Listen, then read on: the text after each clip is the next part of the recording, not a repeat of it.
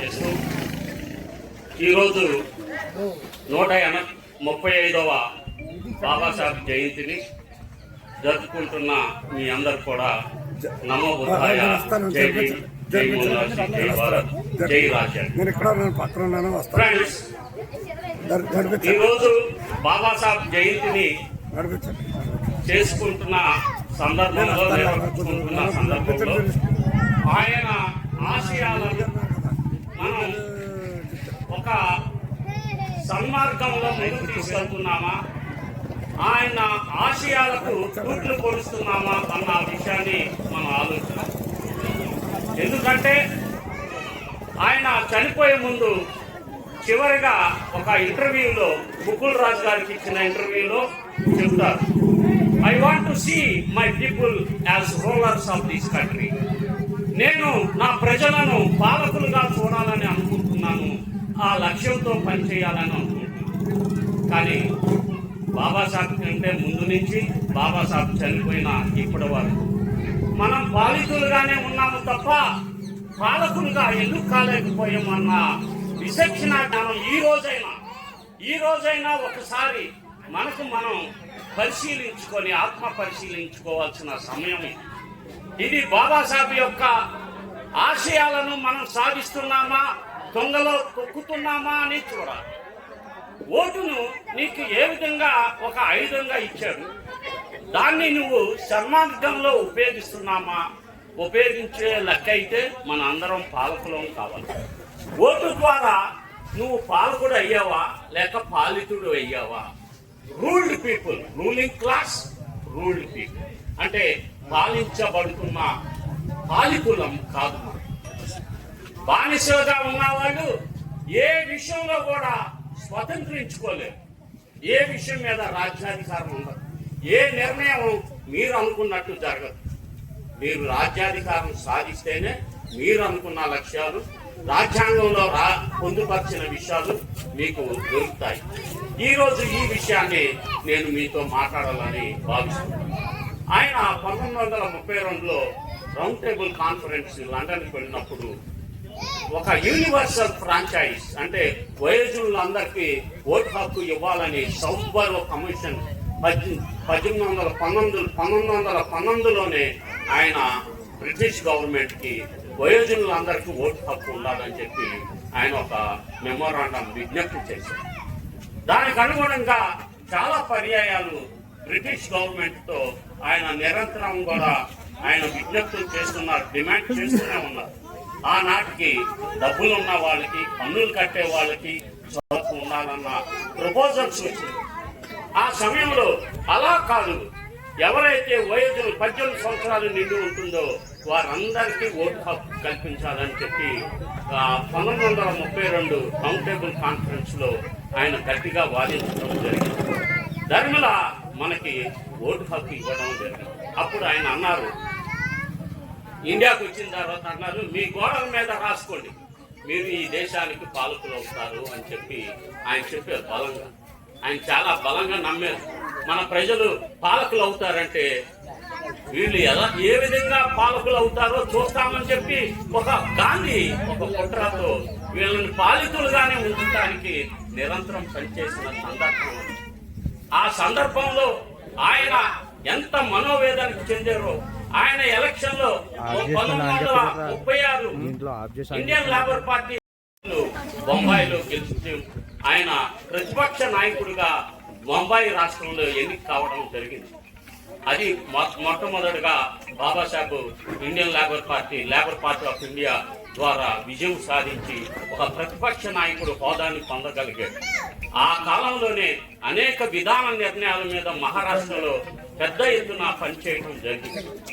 కానీ దురదృష్టవశాత్తు ఏమైతే ఆ ఓటు హక్కు, ఎప్పుడైతే ఓటు హక్కు నువ్వు అమ్ముకుంటాన్నావో, నీ మనుగడకి, నీ పిల్లల భవిష్యత్తుకి, నీ భవిష్యత్తుకి, నీ గ్రామ భవిష్యత్తుకి, నీ సమాజం యొక్క భవిష్యత్తుకి నువ్వు వినియోగించుకోకుండా దాన్ని ఎప్పుడైతే పార్టీలకు, మతాలకు లేక పార్టీలకు బానిసలయ్యి ఎప్పుడైతే నువ్వు ఆ ఓటును అమ్ముకున్నావో అప్పుడే నీతో ఓటించుకొని నిన్నే చంపి నీకు ఎలాంటి కేసు కూడా పెట్టలేని పరిస్థితిని కల్పించింది ఈ ప్రభుత్వాలు.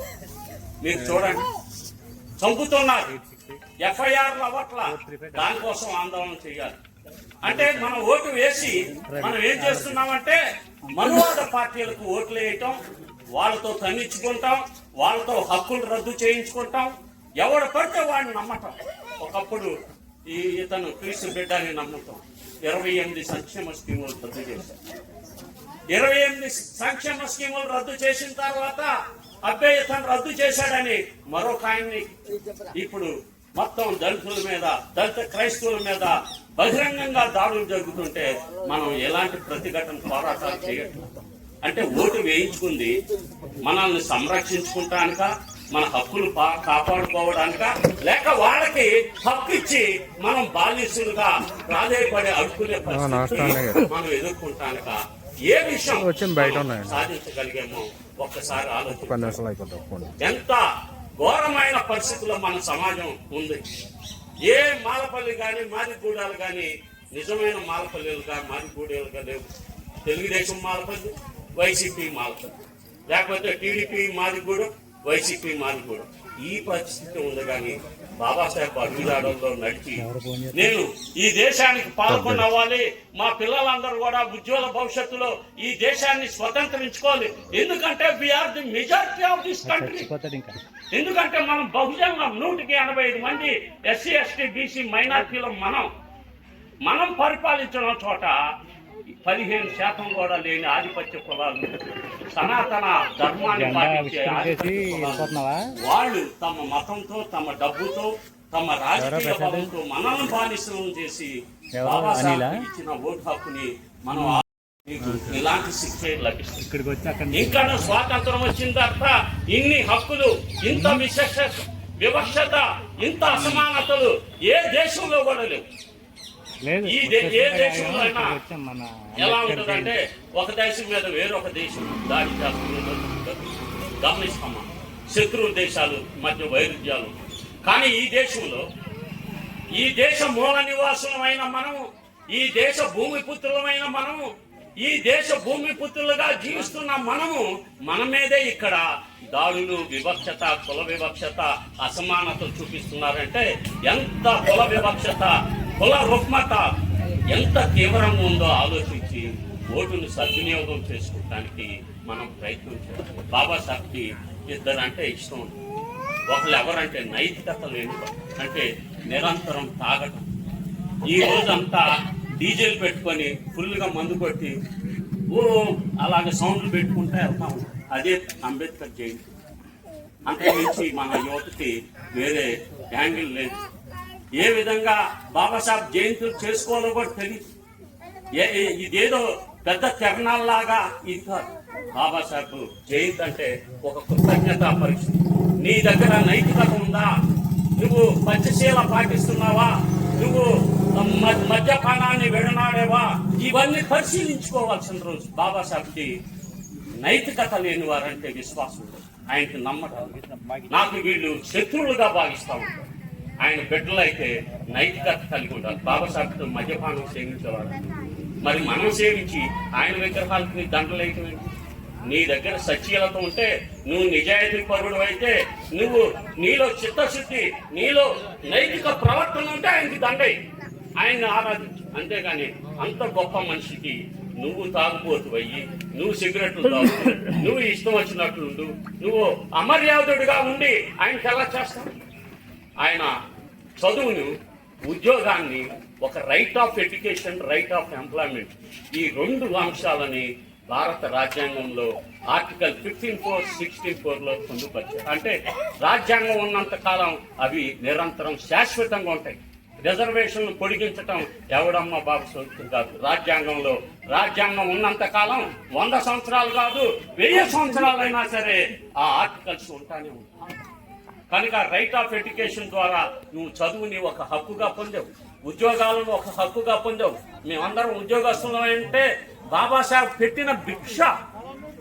ఆయన తన పిల్లలని 5 పిల్లల్లో 4 పిల్లల్ని 3 సంవత్సరాల్లోనే కోల్పోయి ఈ జాతికి వెలుగిచ్చిన మార్గదాత, మహాప్రసాద్. ఆ ప్రకాశకుడు మండే సూర్యుడు డాక్టర్ బాబాసాహెబ్ అంబేద్కర్. నడవాలంటే ఆయనకు కృతజ్ఞత కలిగి ఉండాలి. కానీ ఇవన్నీ పొంది మనోళ్ళందరూ దేవుడి దైవంలో ఇవన్నీ పొందామని చెప్తారు. వాళ్ళు విశ్వాసఘాతకులు, నయ వంచకులు. వాళ్ళకి మత విశ్వాసం, మత స్వేచ్ఛ హక్కు దేని ద్వారా వచ్చింది? భారత రాజ్యాంగం ఆర్టికల్ 25 ద్వారా ఏ పౌరుడైనా స్వేచ్ఛగా మతాన్ని ప్రచారం చేసుకోవచ్చు. ఇంత జ్ఞానం ఎవరికి లేదు. విశ్వాసం చూపించరు. ఈ మహానుభావుల్ని తమ ఇంట్లో పెట్టుకోరు. శత్రువులను పూజించే మనస్తత్వం, నీచ మనస్తత్వం మన వాళ్ళల్లో ఉంది. హక్కుల్ని రద్దు చేసిన వాళ్ళ ఫోటోలు మన ఇళ్లలో ఉంటాయి. మనం చంపిన కమ్మలు, రెడ్డి ఫోటోలు మన ఇళ్లలో ఉంటాయి. బాబాసాహెబ్ ఫోటో కనీసం మన ఫోన్లో ఉండదు, మన ఇళ్లలో ఉండదు. చూసుకోండి మీరు. మన వాళ్ళ ఇళ్లలో ఎవరంటే అంటే మామను చంపిన రెడ్డి ఫోటోలు ఉంటాయి, మాదిగలు చంపిన కమ్మల ఫోటోలు. ఇది కాన్సెప్ట్. చంపిన వారిని పూజించే హీనమైన సంస్కారానికి మన జాతి వెళ్ళిందంటే ఒక్కసారి ఈ రోజైనా పరిశీలించుకొని గుండె మీద చేసుకొని నువ్వు అంబేద్కర్ బిడ్డవైతే ధైర్యంగా ఈ బాబాసాహెబ్ జయంతిని ప్రచారం చేయి. పాలకుడు నీ ఓటు నువ్వు వేసుకో, నీ పాలన నువ్వు చేసుకో. ఇదే నా జయంతి శుభాకాంక్షలు తెలుపుతూ మీ అందరికీ నమో బుద్ధాయ, జై భీమ్, జై భీమ్, జై భారత్.